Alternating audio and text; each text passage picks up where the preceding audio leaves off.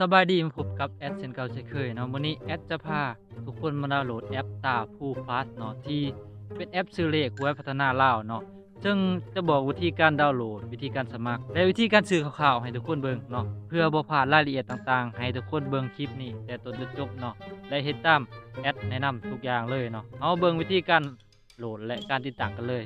ให้ทุกคนเข้าแอป Play Store ตัวนี้เนาะทุกคนเนาะนี่เนาะ Play Store ตัวนี้เนาะ ถ้าว่าเป็นระบบ Android ถ้าว่าเป็นระบบ iOS อาจจะเป็น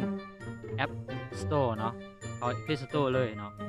หลังจากเขามาแล้วให้ทุกคนกดค้นหาด้านลุ่มเนาะกดค้นหาแอปและเกมด้านเทิงเลยเนาะพิมพ์ค้นหาเนาะ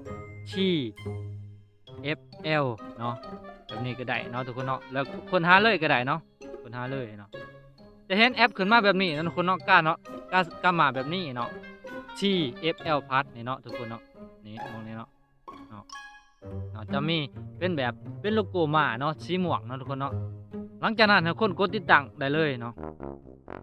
รอจนกว่าแอปทำการดาวน์โหลดสำเร็จเนาะโอเคหลังจากที่เฮาโหลดสำเร็จแล้วให้ทุกคนกดเปิดเลยเนาะมองนี่เนาะนี่คือหน้าตาแอปเนาะหลังจากนั้นให้ทุกคนกดด้านเทิงนี่เนาะเข้าสู่ระบบมองนี่เนาะกดติ๊กเนาะยอมรับเนาะยอมรับเงื่อนไขหลังจากนั้นกดยืนยันนี่เลยเนาะ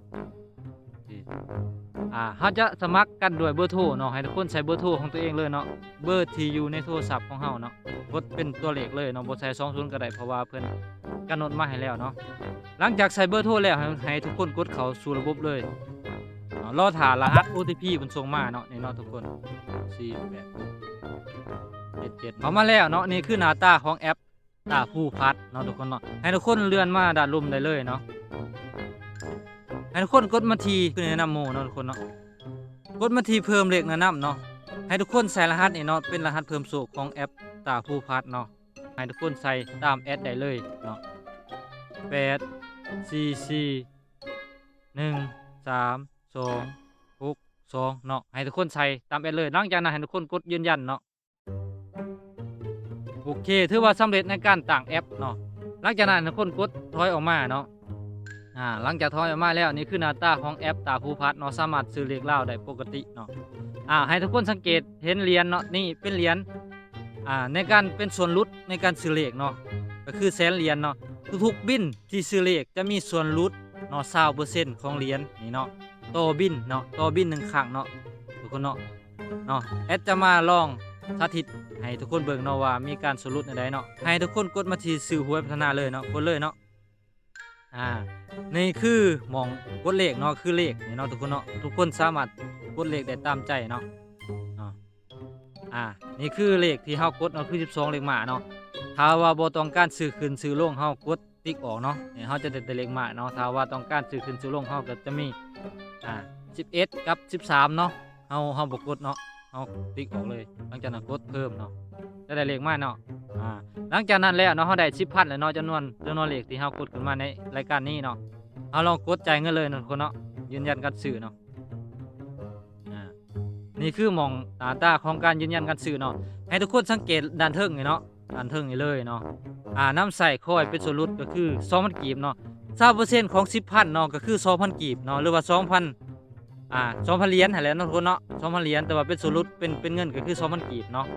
10 เหรียญก็คือ 10,000 กีบหั่นแหละถ้าเทียบกับเงินเนาะตอนนี้เนาะจะเป็นส่วนลด 2,000 เนาะหลังจากนั้นเนาะเฮาสังเกตด้านลุ่มเนาะทุกคนเนาะส่วนลดจากเหรียญก็คือ 2,000 เนาะ 2,000 กีบเฮาจะจ่ายตัวจริงเพียงแต่ 8,000 กีบเนาะ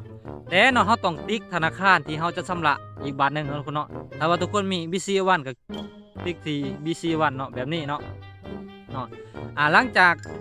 ที่ติ๊ก BC1 แล้วเนาะจะมีส่วนลดอีก 10% มาช่วยในการลดเนาะ 10% ของ 10,000 กีบก็คือ 1,000 กีบเนาะเฮาจะจ่ายตัวจริง 7,000 กีบแบบนั้นเนาะทุกคนเนาะให้ทุกคนเข้าใจคือแนวนั้นเนาะ 20% เนาะแต่เนาะในบินหนึ่งเนาะจะมีส่วนลดเพียงแต่10,000 เหรียญเนาะหรือว่า 10,000 กีบเนาะหลังจากนั้นให้ทุกคนชำระและสามารถเป็นใส่เหรียญอีกในบินต่อไปเนาะหรือว่าทุกคนอยากจะซื้อใกล้ทั่วทุกคนอยากซื้อเป็น100,000ก็ได้เนาะแต่ว่าเหรียญจะมีส่วนลด20%เนาะและสามารถใส่เหรียญเพียงแต่ 10,000 เนาะถ้าว่าเฮาซื้อ50ก็พอดีเป๊ะเพราะว่า20%ของ50จะเท่ากับ 10,000 เนาะตอนนี้เฮาเพิ่มเป็น50,000แล้วเนาะลองมากดจ่ายเนาะนี่เนาะ50,000เนาะกดจ่ายเนาะ อ่าแสดงว่าเนาะเหรียญจะมาใส่เป็นส่วนลดก็คือ 10,000 เหรียญแล้วตอนนี้เนาะทุกคนเนาะตามนี้เลยเนาะนี่เนาะเป็นส่วนลด 10,000 แล้วเนาะก็คือ 20% ของ 50,000 คือ 10,000 เนาะหลังจากนั้นเฮากดใส่ BC วันอีกบาทหนึงเนาะ 10% ของ 50,000 จำนวนยอดการซื้อของเฮาเนาะก็คือ 5,000 กีบเนาะก็คือมาช่วยในการลด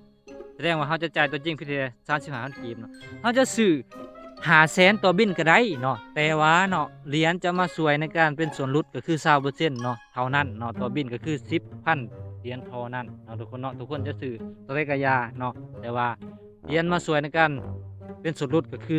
20% หรือว่าง่ายๆคือ 10,000 เหรียญต่อบิน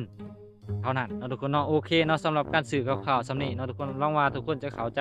เนาะทุกคนเนาะ